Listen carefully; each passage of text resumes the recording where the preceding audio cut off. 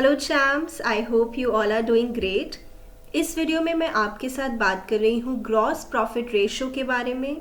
जैसे कि आपको पता ही है, I am bringing in a lot of videos related to such questions जिसमें आपको बताना है कि रेशो विल इंक्रीज, डिक्रीज और there will be no change due to certain transactions. तो आज हम बात कर रहे हैं ग्रॉस प्रॉफिट रेशो के बारे में।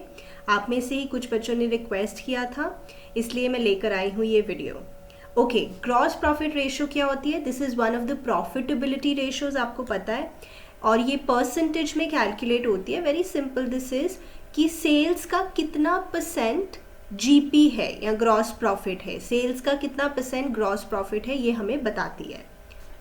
ओके, ये क्वेश्चन डिस्कस करने से पहले मैं आपको वैसे कुछ बातें बताना चाहती हूँ। जैसे ऑफ कोर्स जीपी रेशो का फॉर्मूला होता है gross profit upon RFO, that is net sales into 100, और आपको पता है gross profit is RFO minus cost of revenue from operations, RFO minus CORFO upon of course RFO into 100। देखिए, ये मैंने अभी रिसेंटली जो इन्वेंट्री टर्नओवर रेशियो से रिलेटेड वीडियो अपलोड किया था उसमें भी डिस्कस किया था। मैं आपको पहले कुछ बातें बताना चाहती हूँ, फिर हम क्वेश्चन करते हैं। देखिए, मैं बात करना चाहती हूँ इफेक्ट ऑन कॉर्फो, कि कॉर्फो पे क्या इफेक्ट पड़ेगा। What is CORFO? Of course cost of revenue from operations. इस पे क्या फर्क पड़ेगा? परचेजेस ऑफ स्टॉक का, परचेजेस ऑफ गुड्स का क्या फर्क पड़ेगा कॉर्फो पे।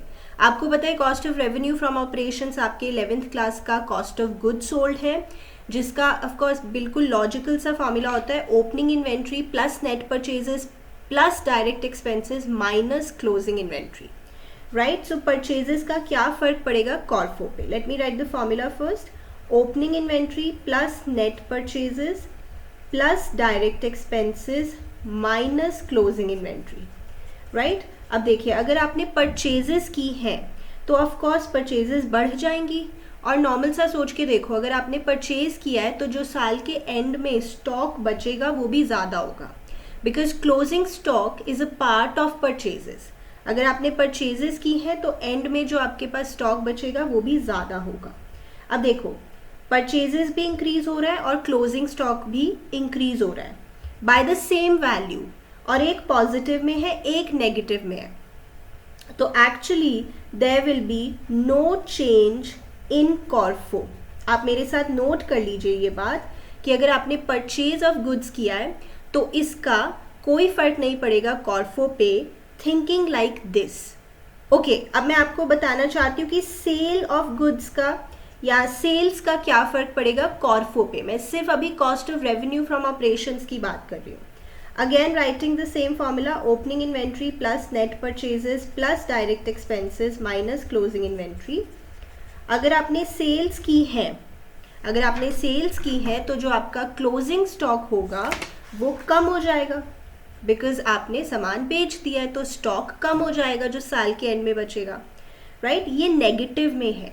नेगेटिव वैल्यू अगर कम हो जाएगी तो जो आपका आंसर आएगा कॉर्फो का, सो कॉर्फो की वैल्यू इंक्रीज हो जाएगी।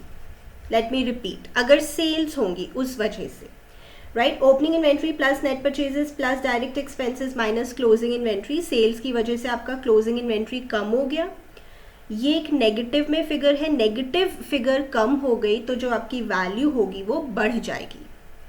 सो चैम्प्स, पहले ये बात आप अपने मन में बिठा लीजिए कि परचेजेस की वजह से कॉर्फो पे नो चेंज होगा, थिंकिंग लाइक दिस, और सेल्स की वजह से कॉर्फो इंक्रीज होगा, राइट। अब हम आगे की बातें करते हैं।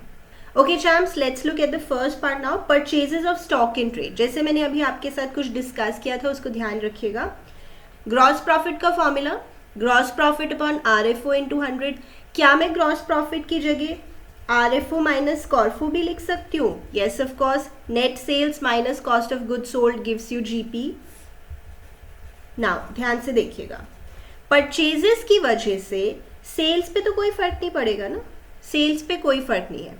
और कॉर्फो पे क्या फर्क पड़ेगा, मैंने आपको अभी डिस्कस किया था आपके साथ कि परचेजेस की वजह से कॉर्फो में कोई चेंज नहीं होगा।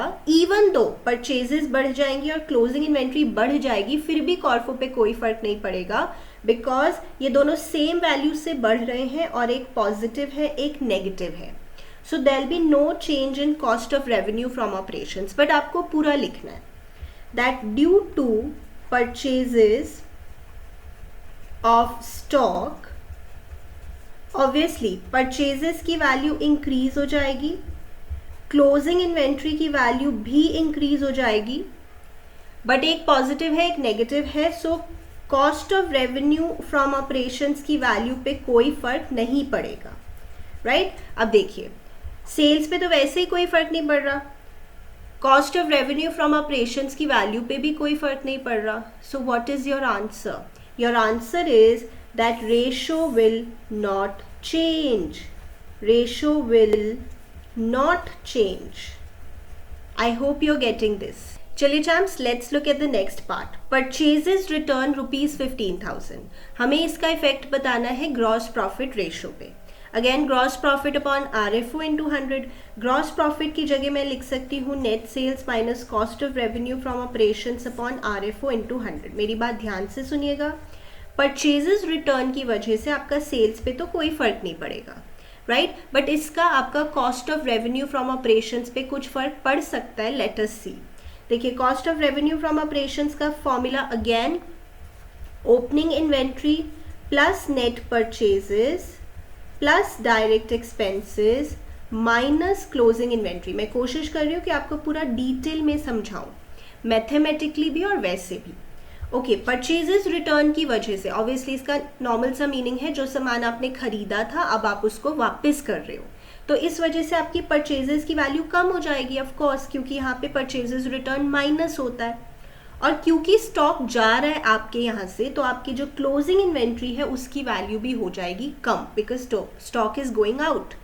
नाउ एक वैल्यू कम हो रही है, दूसरी वैल्यू भी कम हो रही है, सेम अमाउंट से कम हो रही है, बट एक पॉजिटिव है एक नेगेटिव है. सो आप बताइए, there will be no change in CORFO, no change in cost of revenue from operations, because एक वैल्यू कम हो रही है दूसरी वैल्यू भी कम हो रही है, दोनों सेम अमाउंट से कम हो रहे हैं, and one is positive one is negative, so no change in cost of revenue from operations. But you have to write this, okay?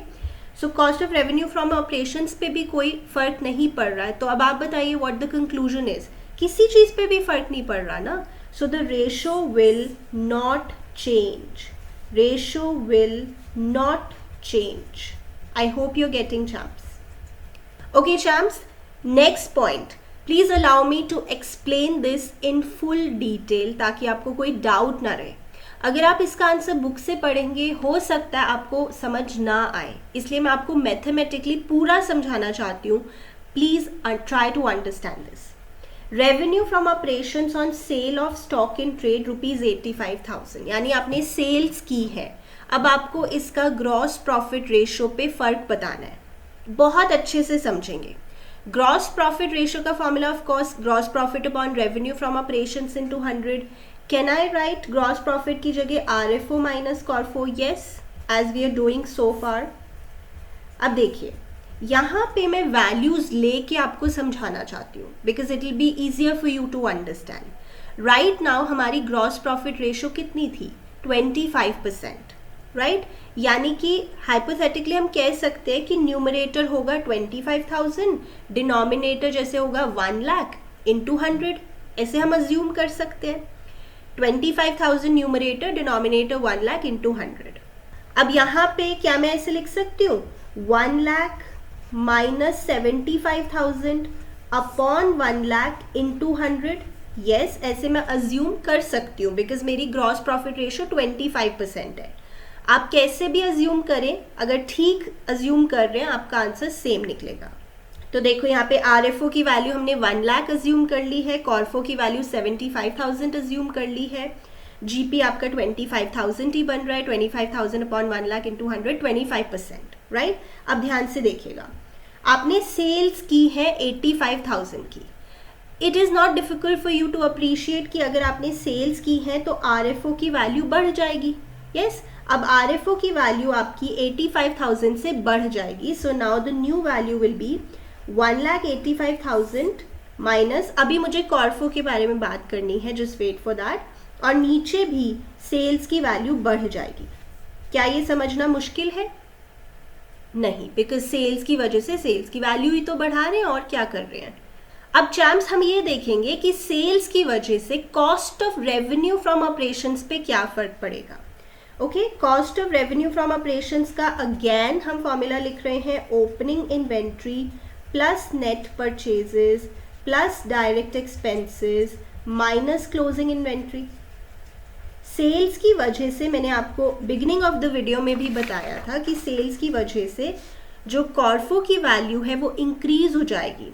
Y? Because closing inventory की वैल्यू कम हो जाएगी। आप सेल कर रहे हो तो आपका स्टॉक कम हो जाएगा ना, तो आपका क्लोजिंग इन्वेंट्री की वैल्यू कम हो जाएगी। चैम्प्स आप बता सकते हो क्लोजिंग इन्वेंट्री की वैल्यू कितने से कम होगी? 85,000 से, जितने रुपए की सेल्स की है।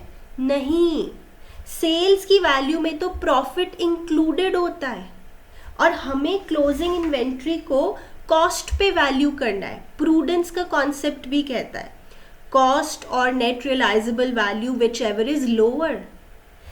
इसको मैं 85,000 से कम नहीं करूंगी, इसको मैं जो कॉस्ट है ना सेल्स की उस वैल्यू से कम करूंगी। अब वो कैसे निकालें? It is very easy. 85,000 की वैल्यू में बताओ कितना प्रॉफिट है? 25% का प्रॉफिट है ना, दैट इज द जीपी का रेशो। सो इस वैल्यू में से मैं प्रॉफिट की वैल्यू निकाल के पहले उसे सब्ट्रैक्ट कर देना चाहती हूँ, तो मुझे कॉस्ट मिल जाएगी उस सामान की जो मैंने सेल किया है। मैंने सामान कितने का सेल किया है? 85,000 रुपीज़ का, बट उसमें तो प्रॉफिट इंक्लूडेड है। मुझे उस सामान की कॉस्ट चाहिए because inventory will be valued at cost. ठीक है, तो 85,000 की सेल वैल्यू है जिसमें 21,250 का प्रॉफिट है। तो आप मुझे बता सकते हो कॉस्ट ऑफ स्टॉक सोल्ड कितना होगा? माइनस कर दो, दिस इज 63,750। यानी कि जो सामान आपने बेचा है उसकी कॉस्ट है 63,750। तो मेरे इन्वेंट्री की वैल्यू 63,750 से कम होगी, कॉस्ट ऑफ द सामान that you have sold, right? Okay, अब अगर क्लोजिंग इन्वेंट्री की वैल्यू कम हो रही है, ये तो नेगेटिव में आता है, माइनस की वैल्यू कम हो रही है, तो कॉर्फो की वैल्यू बढ़ नहीं जाएगी? कोई ऐसी चीज़ है जो अब कम से माइनस हो रही है, तो कॉर्फो की वैल्यू बढ़ जाएगी। कितने से बढ़ जाएगी कॉर्फो की वैल्यू? दैट इज सिंपल, इतने से। ओके चैम्प्स, तो पहले कॉर्फो की वैल्यू कितनी थी? 75,000। अब 63,750 से cost of revenue from operations की वैल्यू बढ़ जाएगी। So now the new value will be 13,8,750। मैं एक बार रिपीट कर देती हूँ। तो देखिए, आपने सेल किया, सेल की वजह से ऑब्वियसली आरएफओ की वैल्यू बढ़ गई, दोनों में 85,000 प्लस हो गया। अब सेल की वजह से हमने देखा कि cost of revenue from operations पे क्या फ़र्क पड़ रहा है।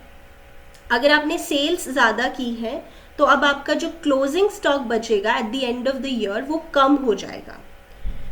क्लोजिंग स्टॉक की वैल्यू कितने से कम होगी? 85,000 से नहीं, it is valued at cost.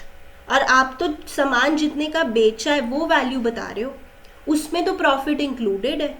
Profit हटा के बताओ उसकी कॉस्ट कितनी है जो सामान बेचा है। तो वो भी इजी था, प्रॉफिट था 25% सेल वैल्यू पे, वो माइनस करके हमें कॉस्ट पता लग गई of the stock that we have sold. तो क्लोजिंग इन्वेंट्री की वैल्यू 63,750 से कम होगी। ये एक नेगेटिव वैल्यू है, नेगेटिव कम हो रहा है, तो जो आपका फाइनल कॉर्फो की वैल्यू है वो बढ़ जाएगी। कितने से बढ़ जाएगी? इसी वैल्यू से। पहले cost of revenue from operations की वैल्यू 75,000 थी, अब 63,750 से बढ़ गई है। अब चैम्प्स आप इसको कैलकुलेट करो और देखो अब न्यू रेशो कितनी है।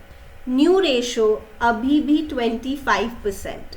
इतना सब सोचने के बाद भी रेशो वही है जो पहले थी।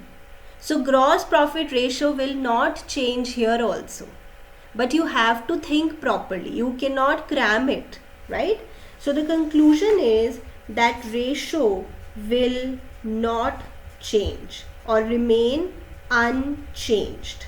Champs, समझ आया आपको ये? Okay champs, let's look at the next part now. Stock in trade costing 20,000 withdrawn for personal use. बताइए इसकी journal entry क्या होती है? Drawings account debit to purchases, right? इसका sales पे तो कोई फर्क नहीं पड़ रहा ना. हमारा रेशो क्या, फॉर्मूला क्या है? GP upon RFO. जीपी की जगह हम वही लिख रहे हैं, RFO minus CORFO upon RFO into 100. Sales पे तो कोई फर्क नहीं है. नाउ जैसे कि मैंने बोला जर्नल एंट्री होती है ड्रॉइंग्स टू परचेजेस, यानी परचेजेस की वैल्यू हो रही है कम. कॉर्फो का फिर से हम फॉर्मूला लिख रहे हैं. उसी तरह से क्वेश्चंस अब आपने अटेम्प्ट करने हैं. Net purchases plus direct expenses minus closing inventory. Now purchases की वैल्यू कम हो रही है और सोच के देखो, अगर गुड्स जा रहे हैं बिजनेस से तो क्लोजिंग इन्वेंट्री की वैल्यू भी हो जाएगी कम बाय द सेम अमाउंट. एक पॉजिटिव में है, एक नेगेटिव में है. तो बताइए क्या cost of revenue from operations की वैल्यू पे कोई फर्क पड़ रहा है? No change in the value of cost of revenue from operations, यानी इस पे भी कोई फर्क नहीं है. So again the answer is ratio will not change. सभी में वही आंसर आ रहा है, but we have to think properly. Okay champs, last part बिल्कुल similar ही है जैसा हमने अभी किया. Stock in trade costing 10,000 distributed as free samples, वही है. इसकी आपकी journal entry क्या होती है? Advertisement account debit to purchases. Purchases की वैल्यू कम हो रही है, स्टॉक जा रहा है तो क्लोजिंग इन्वेंट्री की वैल्यू भी कम हो रही है बाय द सेम अमाउंट. एक पॉजिटिव में है, एक नेगेटिव में है, तो कॉर्फो की वैल्यू पे कोई फर्क नहीं पड़ रहा है और सेल्स पे तो वैसे ही कोई फर्क नहीं पड़ेगा इस चीज़ का. So similarly ratio will remain unchanged. बिल्कुल जो 4 पॉइंट का लॉजिक है, सिमिलरली 5 पॉइंट का लॉजिक भी वही है. आई hope you understood this champs. और भी अगर किसी टॉपिक से रिलेटेड आपको वीडियोस चाहिए, आप मुझे ज़रूर बता सकते हैं कमेंट सेक्शन में. Please like the video, subscribe to our channel for a lot of insight and knowledge, and I will see you in my next video.